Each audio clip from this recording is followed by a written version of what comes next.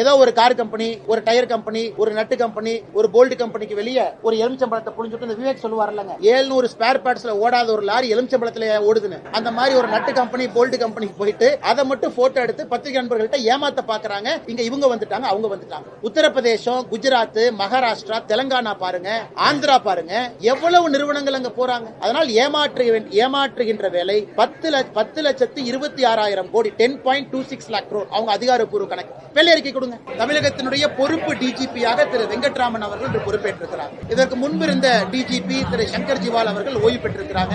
அவங்க புது பொறுப்புக்கு போயிருக்காங்க. ஓய்வு பெற்றதற்காக எங்களுடைய வாழ்த்துக்களை தெரிவித்துக் கொள்கின்றோம். எப்பொழுதுமே இல்லாத அளவுக்கு தமிழகத்துல ஒரு டிஜிபியை நியமனம் செய்யாம முதலமைச்சர் அவர்கள் கடைசி நேரத்தில் ஒரு கோப்புல பொறுப்பு டிஜிபி என்கின்ற ஒரு கோப்புல கையெழுத்து போட்டுட்டு கிளம்பிட்டாங்க ஜெர்மனிக்கு. யூபிஎஸ்சி சுப்ரீம் கோர்ட்டினுடைய கைட்லைன் படி ஒரு டிஜிபி பொறுப்பேற்ற பிறகு குறைந்தபட்சம் 2 ஆண்டுகள் அந்த டிஜிபி கொடுக்கணும். ரிட்டையர் ஆகிறதுக்கு 6 மாதம் இருக்கும் பொழுது மாநில அரசு ஒரு பட்டியலை தயார் செய்து யூபிஎஸ்சிக்கு அனுப்பணும். 5 பேர் இருக்கக்கூடிய பட்டியல். யூபிஎஸ்சியிலிருந்து 3 பேர்த்த தீர்மானம் செய்து மாநில அரசுக்கு அனுப்பி வைக்கும். முதலமைச்சருக்கு 3ல் யாரு வேண்டுமானாலும் டிஜிபியா நியமனம் செய்வதற்கு அதிகாரம் இருக்கு. இது உச்சநீதிமன்றம் 2010 இதை வரைமுறைப்படுத்தி இருக்கிறார்.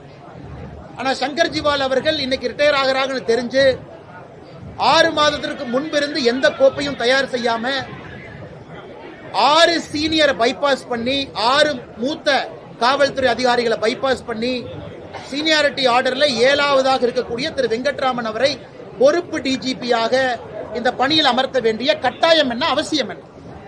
இதனால 6 ஐபிஎஸ் அதிகாரிகளுக்கு சீனியாரிட்டியில பிரச்சனை வருது. குறிப்பாக சீமா அகர்வால் அவர்கள், சந்தீப் ராய் ரத்தோர் அவர்கள், அபய்குமார் சிங் அவர்கள், வன்னிய பெருமாள் அவர்கள், ராஜீவ்குமார் அவர்கள், பிரமோத் குமார் அவர்கள், இவங்க எல்லாமே 6 பேர் இதுக்கு மேல இருக்காங்க. அதனால இன்னைக்கு தமிழகத்தினுடைய பொறுப்பு டிஜிபி காலையில அந்த பொறுப்பேற்கக்கூடிய விழாவில் 8 டிஜிபி பங்கேற்கல. அவருக்கு மேல சீனியாரிட்டியில் இருக்கிற 6 பேரும், அவருக்கு கீழே இருக்கிற 2 பேர் 8 டிஜிபி புறக்கணித்திருக்கின்றார்கள். எப்படி காவல்துறையில சட்டம் ஒழுங்கை நம்ம காப்பாற்ற முடியும்? காவல்துறைக்குள்ளேயே சண்டை ஏற்படுத்தி, காவல்துறைக்குள்ளேயே பிரச்சனை ஏற்படுத்தி, காவல்துறைக்குள்ளேயே அதிகார போட்டியை முதலமைச்சர் கொண்டு வந்ததன் காரணமாக காவல்துறை நண்பர்கள் பலம் இழந்து நிற்கிறாங்க. சமீபத்தில் வந்த ஆய்வறிக்கை உங்களுக்கு தெரியும். இந்தியாவில் 31 மாநகரத்தில் ஆய்வு பண்ணாங்க மத்திய அரசு அமைப்பு. அதுல சென்னை 21வது நகரமாக இருந்திருக்கிறது. அதாவது பெண்களுக்கு பாதுகாப்பு இருக்கக்கூடிய நகரமாக NARI 2025 அமைப்பு நடத்தியிருக்கக்கூடிய ஆய்வறிக்கையின்படி சென்னை மாநகரம் 31 நகரத்தில் 21வது நகரம் தான் பாதுகாப்பு. 6 பெண்கள் 6% 100க்கு அவங்க மட்டும்தான் மிக பாதுகாப்பாக இருக்கின்றோம். 46 பேர் பாதுகாப்பா இருக்கிறோம். 48% பெண்கள் நாங்க பாதுகாப்பாவே இல்லைன்னு சொல்லியிருக்கிறாங்க. இதையெல்லாம் திமுக அரசு வெட்கி தலைகுனியணும். இந்த லட்சணத்துல காவல்துறைக்குள்ள சண்டனையும் பிரிவினைவாதத்தையும் ஏற்படுத்தி எடுத்திருக்கக்கூடிய முதலமைச்சர் மு.க. ஸ்டாலின் அவர்களுக்கு கடுமையான கண்டனங்கள். எங்களை பொறுத்தவரை இது இல்லீகல். பொறுப்பு டிஜிபி என்கின்ற பொறுப்பே இது ஒரு இல்லீகலான வேலை. சட்டத்தில் இதுக்கு இடம் கிடையாது.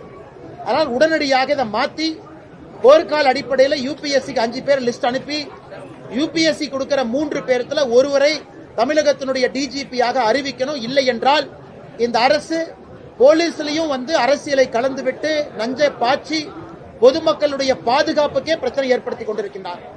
நான் தொடர்ந்து குற்றம் சாட்டுறேன். இன்னொரு குற்றம், அரசு பள்ளியில மாணவர்கள் குறைந்து கொண்டிருக்கின்றார்கள்.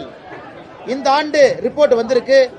2025-26 இந்த அகாடமிக் இயர் உள்ள வந்தவங்க ரிப்போர்ட் இப்ப இருக்கு.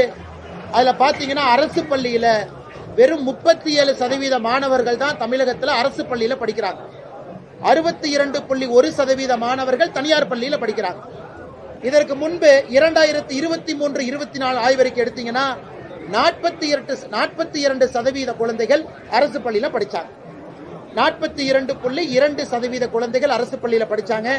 இன்னைக்கு 37.9% குழந்தைகள் தான் அரசு பள்ளியில படிக்கிறாங்க. திமுக அரசு வந்த பிறகு கடந்த 3 ஆண்டுகள்ல மட்டுமே 5% குழந்தைகள் அரசு பள்ளியில குறைந்து தனியார் பள்ளியில அதிகமாயிருக்கிறாங்க. இதான் அவங்க அரசு பள்ளி நடத்தக்கூடிய லட்சணம். அதற்கு ஒரு கல்வித்துறை அமைச்சர் அன்பில் மகேஷ் பொய்யாமொழி இருக்கிறாங்க. இவ்வளவு பில்டப், இவ்வளவு பட்ஜெட். அரசு பள்ளியை உங்களால காப்பாற்ற முடியல, அரசு பள்ளியில தரத்தை கொடுக்க முடியவில்லை என்றால் எதற்காக சமக்கல்வி, சமூக நீதி கல்வின்னு எதற்காக வாய்களையே பேசுறீங்க? இதற்கும் அரசு பொறுப்பேற்று பதில் சொல்லணும். வேறு வேறு மாநிலங்கள்ல அரசு பள்ளி மாணவர்கள் அதிகரிக்கிறாங்க, உதாரணம் உத்தரப்பிரதேசம். ஆனா தமிழகத்தில் அரசு பள்ளி மாணவர்கள் குறைவதற்கான காரணம் என்ன? எதற்காக அதிக பணம் கொடுத்து கட்டணம் கொடுத்து தனியார் பள்ளிக்கு அவங்க போகணும்? மூன்றாவது, சிவகங்கையில வைகை நதியில திருப்புவனத்துல உங்களுடன் ஸ்டாலின் வந்த பெட்டிஷன்லாம் ஆத்துல போட்டதை பார்த்தோம். இன்னைக்கு வட்டாட்சியர் வந்து கம்ப்ளைண்ட் கொடுத்திருக்காரு, ஆபீஸ்ல வச்சுதான் இவனை திருடிட்டு போயிட்டாங்க. வெக்கமா இல்லையா? இந்த மாதிரிலாம் சொல்றீங்க, மக்கள் இதை நம்பணும்னு நினைக்கிறீங்களா? வட்டாட்சியர் அலுவலகத்துக்குள்ள பூட்டு போட்டு திருடி இருந்தா அன்னைக்கே உங்களுக்கு தெரிஞ்சிருக்கும், பூட்டை உடைச்சு ஆத்துல வீசினதுக்கு அப்புறம் நாங்கெல்லாம் அது உங்க கவனத்துக்கு கொண்டு வர்றோம், பத்திரிகை நண்பர்கள் கவனத்துக்கு கொண்டு வரோம். ஆத்துல போட்டு 3 நாள் கழிச்சு வட்டாட்சியர் போலீஸ் ஸ்டேஷன் போய் யாரோ வட்டாட்சியர் அலுவலகத்தில் வந்து அப்ளிகேஷனை திருடிட்டு போயிட்டான், ஆத்துல தூக்கி போட்டான் கம்ப்ளைண்ட் கொடுக்குறாங்க. தமிழ்நாடு முழுவதுமே இந்த உங்களுடன் ஸ்டாலின் என்பதே ஒரு ஃப்ராடு திட்டம். இதுல யாருக்கும் எந்த பிரயோஜனமும் இல்ல. சும்மா அப்ளிகேஷனை வாங்குறது, குப்பை தொட்டியில போடுறது, ஆத்துல போடுறது, அல்லது தீ வச்சு கொளுத்திடுறது. அப்படி இருக்கும் பொழுது எதற்காக இந்த பில்டப் டிராமா? அதனால் முதலமைச்சர் நேரடியா பதில் சொல்லணும். எங்களுக்கு வட்டாட்சியர் பதில், இந்த பதில் வேண்டாம். உங்களுடன் ஸ்டாலின் என்கின்ற நிகழ்வை நடத்திவிட்டு எதற்காக பொதுமக்களை ஏமாற்றிக் கொண்டிருக்கின்றீர்கள் என்பதும் எங்களுடைய கேள்வியா இருக்கு. இதை தாண்டி நண்பர்கள் கேள்விகள் அண்ணா, டிஜிபி இன்சார்ஜ் இல்லைன்னு நான் சொல்ல வரலீங்கண்ணா. டிஜிபி இன்சார்ஜ் எப்பவுமே எலெக்ஷனுக்கு முன்னாடி போடுவாங்க, ஒரு அரசு வெளியே போகும்போது போடுவாங்க, புதிதாக அரசு வந்ததுக்கு அப்புறம் அதை வரைமுறைப்படுத்துவாங்க. ஆனா எங்கேயுமே 6 பேர்த்த சூப்பர் சீட் பண்ணி பார்த்தது நான் பார்த்தது இல்லைங்கண்ணா. அதுவும் 6 மாதத்திற்கு முன்பே சங்கர் ஜிவால் அவர்கள் ஓய்வு பெற போறாங்கன்னு தெரிந்த பிறகு 6 பேர்த்த சூப்பர் சீட் பண்ணி போட வேண்டிய கட்டாயம் என்ன? அதனுடைய வெளிப்பாடு இன்னைக்கு பொறுப்பு டிஜிபி, நல்லவரா கெட்டவரா நான் சொல்ல விரும்பலீங்கன்னா, பொறுப்பு டிஜிபி அவருடைய பதவியேற்பு விழால 8 மூத்த ஐபிஎஸ் அதிகாரிகள் பங்கேற்கல. அப்ப ஐபிஎஸ் அதிகாரிகளுக்குள்ளேயே கோஷ்டி பூசல் சண்டை வந்தா பொதுமக்களுடைய உயிருக்கு உத்தரவாதம் யாரு? அதனால் பொறுப்பு டிஜிபி நடைமுறை எதுக்கு? எலெக்ஷனுக்கு 8 மாசம் இருக்கு. இன்னைக்கு அவங்க 6 மாசம் முன்னாடி ஃபைல் அனுப்பிச்சிருக்கணும். இவங்களா முடிவு பண்ணிட்டாங்க, முதல் 3 டிஜிபிக்கள் திமுக எதிரானவங்க, ஏன்னா நம்ம ஆளுகளை அரெஸ்ட் பண்ணிருக்காங்க, இவங்க ஆகாது இவங்க ஆகாதுன்னு எல்லாத்தையும் கழிச்சு கடைசியா 7ஆவதா இருக்கிற தூக்கி போட்டிருக்காங்க. இதை வன்மையாக கண்டிக்கின்றோம். முதலமைச்சர் பதில் சொல்லணும். சரி, சங்கர் ஜிவால் அவங்க ரிட்டையர் ஆயிட்டாங்க. தமிழகத்துல தீயணைப்புத்துறைக்கு புதிதாக ஒரு பதவியை உருவாக்க வேண்டிய கட்டாயம் என்ன? எதுக்காக உருவாக்குறீங்க? எதுக்காக பதவி உருவாக்குறீங்க? ஏன் இன்னைக்கு இருக்கக்கூடிய தீயணைப்புத்துறையினுடைய டிஜிபி சரியில்லையா? எதற்காக புதியதாக ஒரு பதவியை உருவாக்குறீங்க? ரிட்டையர் ஆயிட்டார், முடிஞ்சது. கடைசி நாள் ஃபேர்வெல் பரேட் கொடுத்தாச்சு, எல்லா அதிகாரிகள் வந்து நன்றி சொல்லியாச்சு. அந்த ஒரு அதிகாரி என்ன ஸ்பெஷலா? அந்த ஒரு அதிகாரிக்காக ஒரு தனி துறையை உருவாக்கி, அந்த டிஜிபி ஃபயர் சர்வீஸ்க்கு மேல ஒரு துறையை உருவாக்கி, இது இந்தியால எங்கேயுமே இல்லாத அநியாயம். இருக்கிற டிஜிபிக்கு ரிட்டையர் ஆன பிறகு ஒரு துறை, அந்த டிஜிபி பொறுப்புக்கு 6 பேருக்கு சூப்பர் சீட் பண்ணி பொறுப்பு. இதை எப்படி பொதுமக்கள் பார்ப்பாங்க? அரசியல் போலீஸ் துறையில கலப்பது திராவிட முன்னேற்ற கழகம் தான் பார்ப்பாங்க. அதைத்தான் நாங்கள் கேள்வியாக எழுப்பின்றோம். முதலமைச்சர் பதில் சொல்லட்டும். டிஜிபி ஃபயர் போர்ஸ், அதற்கு மேல எதற்கு அந்த பொறுப்பு உருவாக்குனீங்க? காரணம் சொல்லுங்க. எதுக்கு உருவாக்கணும்? எல்லாவற்றிலும் அண்ணாமலை திமுகவை விமர்சனம் பண்ணிக்கொண்டே இருக்கிறார். திமுக எந்த நல்லது செய்தாலும் அதுக்கு அண்ணாமலைக்கு பிடிக்கலையா அப்படிங்கிற திமுக விமர்சனம். அண்ணா, இப்ப நான் சொன்னதெல்லாம் ஆதாரத்தின் அடிப்படையில் பேசினேங்க. நான் பேசினது எல்லாமே ஆதாரத்தின் அடிப்படையில் திமுக செய்திருக்கக்கூடிய தவற சொன்னேன், இந்து முன்னணி அவர்கள் செய்து கொண்டிருக்கக்கூடிய நல்லதை சொன்னேன். நான் சொன்ன டிஜிபி விவகாரத்துல பத்திரிகை நண்பர்கள் நான் தவறா சொன்னா நீங்க என்னை பிடிச்சிருவீங்க. அண்ணா, நீ டேட்டா தப்பா கொடுக்குறீங்க. நான் அரசு பள்ளி மாணவர்கள் டேட்டாவை நான் கொடுக்குறேன், அது 5% அரசு பள்ளி மாணவர்கள் இங்க கம்மியா இருக்கிறாங்க. ஆதாரத்தின் அடிப்படை இடத்துல இருக்கு முதலீடு ஈர்த்ததில். ஏதோ ஒரு கார் கம்பெனி, ஒரு டயர் கம்பெனி, ஒரு நட்டு கம்பெனி, ஒரு போல்ட் கம்பெனிக்கு வெளியே ஒரு எலுமிச்சம்பழத்தை புழிஞ்சுட்டு இந்த விவேக் சொல்லுவார் இல்லைங்க, 700 ஸ்பேர் பார்ட்ஸ்ல ஓடாத ஒரு லாரி எலுமிச்சம்பழத்துல ஓடுதுன்னு, அந்த மாதிரி ஒரு நட்டு கம்பெனி போல்ட் கம்பெனிக்கு போயிட்டு அதை மட்டும் போட்டோ எடுத்து பத்திரிகை நண்பர்கள்ட்ட ஏமாத்த பாக்குறாங்க. இங்க இவங்க வந்துட்டாங்க, அவங்க வந்துட்டாங்க. உத்தரப்பிரதேசம், குஜராத், மகாராஷ்டிரா, தெலங்கானா பாருங்க, ஆந்திரா பாருங்க, எவ்வளவு நிறுவனங்கள் அங்க போறாங்க. அதனால் ஏமாற்றுகின்ற வேலை 10,26,000 கோடி, 10.26 lakh crore அவங்க அதிகாரப்பூர்வ கணக்கு. வெள்ளை அறிக்கை கொடுங்க, எப்ப வந்துச்சு, எங்க வந்துச்சு, பில்டிங் ஆயிடுச்சா, செங்கல் வச்சாச்சா? இன்னைக்கு முதலமைச்சர் ஜெர்மனி போக வேண்டிய அவசியம் என்ன, லண்டன் போக வேண்டிய அவசியம் என்ன? சரி, ஒருவேளை ரிட்டையர்மெண்ட் ஹாலிடேவா எடுத்துக்கிட்டா எனக்கு சந்தோஷம். 2026 மே மாசத்துல நமக்கு ரிட்டையர்மெண்ட் தமிழக மக்கள் கொடுக்க போறாங்க, நம்ம ரிட்டையர்மெண்ட் ஹாலிடே போலாம். என்ன ஆனாலும் என்ன லாபங்கன்னா, மத்திய அரசு இருக்கு, தொழில் ஈட்ட வேண்டியது அவங்க பொறுப்பு, இன்வெஸ்ட் இந்தியா இருக்கு, அவங்க பண்ணுவாங்க. தமிழ்நாட்டுக்குள்ள அந்த கம்பெனி நுழையும் பொழுது பிரச்சனையை சரி செய்வதுதான் இன்வெஸ்ட் தமிழ்நாட்டினுடைய வேலை. நீங்க அங்க போறது வேலை கிடையாது. சரி போங்க, மோடி அவர்களும் குஜராத்தினுடைய முதலமைச்சராக இருக்கும்போது ஜப்பான் சைனா போய் பணம் கொண்டு வந்தார். அதுக்காக நான் நீங்க போறது தப்புன்னு சொல்ல, போனதுக்கு வெள்ளை அறிக்கை கொடுங்கன்னு கேட்கிறேன். 10,26,000 கோடி ரூபாய்க்கு வெள்ளை அறிக்கை கொடுங்க. நட்டு போல்ட்டு எலுமிச்சம்பழத்தை தவிர என்ன கொண்டு வந்தீங்கன்னு காட்டுங்க. இல்லாட்டி 750 ஸ்பேர் பார்ட்ஸ்ல ஓடாது, முன்னாடி மட்டும் எலுமிச்சம்பழத்துல ஏன்னா ஓடும்.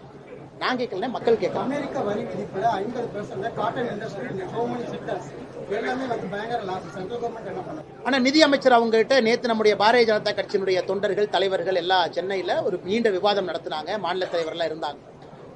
இன்னைக்கு நம்முடைய மத்திய அரசு போர்க்கால அடிப்படையில் அமெரிக்காவுக்கு இங்கிருந்து நாம் எக்ஸ்போர்ட் செய்யற நம்முடைய இது பாத்தீங்கன்னா 5ல் கிட்டத்தட்ட 1%, 20-22% இன்னைக்கு அமெரிக்காவுக்கு மட்டும் போகுது. ஸோ 50% வரி விதிப்பு என்பது நிச்சயமா இங்க இருக்கக்கூடிய ஏற்றுமதியாளர்களுக்கு அது ஒரு பின்னடைவு தான். அதுல எந்த மாற்று கருத்து இல்லை. ஆனா அரசு இதை உணர்ந்து தயார்படுத்த ஆரம்பிச்சிட்டாங்க. புதிதாக 40 கண்ட்ரீஸ் கிட்ட புரிந்துணர்வு ஒப்பந்தம், இந்த புது மார்க்கெட்டை உருவாக்குவதற்கான முயற்சியில நம்முடைய அரசு இறங்கி இருக்கிறாங்க. பியூஷ் கோயல் அவர்கள் நேற்று டெல்லியில கூட பேசினாங்க. அதனால எனக்கு நம்பிக்கை இருக்கு, நம்முடைய ஏற்றுமதியாளர் நண்பர்கள், குறிப்பாக திருப்பூர், குறிப்பாக கோயம்புத்தூர், இந்த பகுதியில் இருக்கக்கூடிய ஏற்றுமதியாளர்களுக்கு அவங்க போட்டிருக்கக்கூடிய ஃபார்வர்டு கான்ட்ராக்ட் என்ன இருக்கோ பிரச்சனை நடக்கும். அதனால் நீங்க இந்த நேரத்தில் அன்பான வேண்டுகோள், தைரியமா இருங்க, கொஞ்சம் பொறுமையா இருங்க. அரசு உங்களுக்காக போர்க்கால நடவடிக்கையில இறங்கி இருக்கிறது.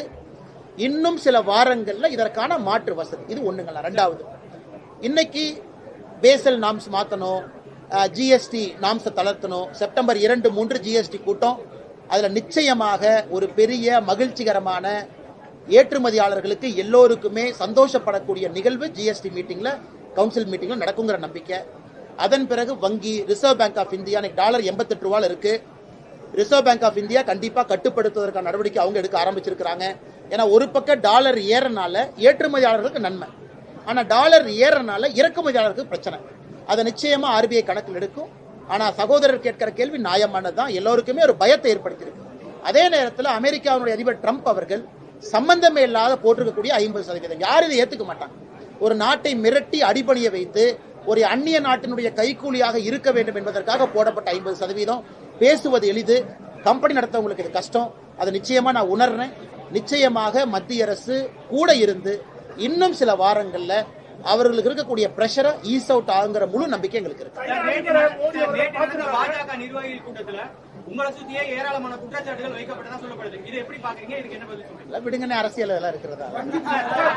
4 பேர் நல்லவன் சொன்னா 4 பேர் கெட்டவன் சொன்னா. பழனிசாமி வந்து ஒரு தற்கூரி, அவருக்கு முதலமைச்சராக தகுதி இல்லைன்னு ஏற்கனவே நீங்க விமர்சனம் பண்ணிருக்கீங்க. இப்ப வந்து அவருக்கு ஆதரவு சொல்றீங்க. அப்ப தமிழ்நாடு மக்களுக்கு ஒரு ஒரு நிமிஷம், நான் இந்த கட்சியினுடைய தொண்டங்கண்ணா, அதை ஃபர்ஸ்ட் புரிஞ்சுக்கணும். தலைவர் வந்து அப்புறம் ஒரு தொண்டனாக இருக்கும் பொழுது ஒரு கட்சி முடிவெடுத்திருக்கிறாங்க, தலைவர்கள் முடிவெடுத்திருக்கிறாங்க, அதை செயல்படுத்த வேண்டிய கட்டாயம் எனக்கு இருக்கு. அதனாலதான் கடமை என்கின்ற வார்த்தையை பயன். என் கடமை, கட்சி சொல்லிட்டாங்க, மோடி ஐயா சொல்லிட்டாங்க, என்னுடைய கடமை. இதுல வந்து தொண்டர்கள் வந்து நமக்குள்ள கருத்து வேறுபாடுகள் இருந்தா ஒரு கட்சி கட்டுக்கோப்பா இருக்காதுங்கண்ணா. அதனால அந்த பிரச்சனை முடிஞ்சது. எங்களுடைய கடமை, தலைவர்கள் சொல்லிட்டாங்க, செய்ய வேண்டியது அண்ணாமலை என்கின்ற அந்த தொண்டனுடைய பொறுப்பு. ரெண்டாவதுங்கண்ணா, நேத்து ஐயா ஜி.கே. மூப்பனார் அவர்கள் மறைந்து 24 ஆண்டுகள் ஆச்சு. அந்த நிகழ்ச்சிக்கு அண்ணன் ஜி.கே. வாசன் அவர்கள் அழைச்சிருந்தாங்க, எல்லாத்தையும் தனித்தையும் அழைச்சிருந்தாங்க. மேடைக்கு போகும்பொழுது இருக்கை போட்டிருந்தாங்க. ஜி.கே. வாசன் அண்ணன் சொன்ன இருக்கையில நான் அமர்ந்திருந்தேன், அவ்வளவுதாங்க. அதனால அரசியல் எதுவும் கிடையாது. எல்லாத்துக்கு மேலே எனக்கு அன்பு இருக்குங்கன்னா, பண்பு இருக்கு, பாசம் இருக்கு. உங்களுக்கு தெரியும், எனக்கு தனிப்பட்ட முறையில கோபம் இருக்கு, ஆற்றாமை இருக்கு, வேற இடத்துல இருக்கு, திமுக இருக்கு. நான் கூட ஒரு திமுக அமைச்சரை பார்த்தாலும் கூட மரியாதை கொடுக்கக்கூடியவன் நான். அது வேற, இது வேறங்கண்ணா. அதனால என்னை பொறுத்தவரை அண்ணாமலை என்கின்ற தொண்டன் கட்சி சொன்னதை கேட்டு செயல்படுத்தி கொண்டிருக்கிறார். மிகுந்த மகிழ்ச்சிங்கண்ணா. 7 ஆண்டுகள் ஆன பிறகு பாரத பிரதமர் நரேந்திர மோடி அவர்கள் இன்னைக்கு சீனாவில் அதிபரை சந்திச்சிருக்கிறாங்க. அதுல சீனாவுடைய அதிபர் பேசினது ரொம்ப முக்கியத்துவம். நண்பர்கள், நீங்க அதை டிவியில போட்டீங்க. ஆசிய கலாச்சாரத்துல 2 முக்கியமான நாடுகள் நண்பர்களாக இருக்க வேண்டிய கட்டாயம் நமக்கு இருக்குங்கிறார். அப்ப சீனாவுடைய அதிபர் உணர்ந்திருக்கிறாரு, இந்தியாவும் சீனாவும் சண்டை போடக்கூடாது, சீனா தேவையில்லாத பிரச்சனை பண்ணக்கூடாதுன்னு உணர்ந்திருக்கிறாரு. வருகின்ற இந்த நூற்றாண்டு என்பது ஆசிய கண்டங்களுடைய நூற்றாண்டு. It is century of Asia. நிச்சயமாக இந்தியாவும் சீனாவும் வலிமையாக இறங்கி வரும் பொழுது அது உலகத்துல எந்த நாடு நம்மை கைக்கூலியாக மாற்ற நினைத்தாலும் அவர்களுக்கு அது ஒரு படிப்பனையாக மாறும். இன்னைக்கு எஸ்சிஓ மீட்டிங் போயிட்டு இருக்கு. இந்தியா இருக்கிறாங்க, பிரதமர் மோடி ஐயா இருக்கிறாங்க, சீனா அதிபர் இருக்கிறாங்க, ஜி இருக்கிறாங்க, ரஷ்ய அதிபர் புட்டின் இருக்கிறாங்க. 3 உலக தலைவர்களும் ஒரே நேரத்தில் இருக்கிறாங்க. இது மற்ற உலக நாடுகளுக்கும் ஒரு எச்சரிக்கை மணி. இந்தியாவை நீங்க நசுக்க நினைச்சீங்கன்னா இந்தியாவிற்கும் வழி தெரியும் என்பதை பிரதமர் அவர்கள் காட்டிக் கொண்டிருக்கின்றார்கள். அதனால் நிச்சயமாக நல்லது நடக்கும்.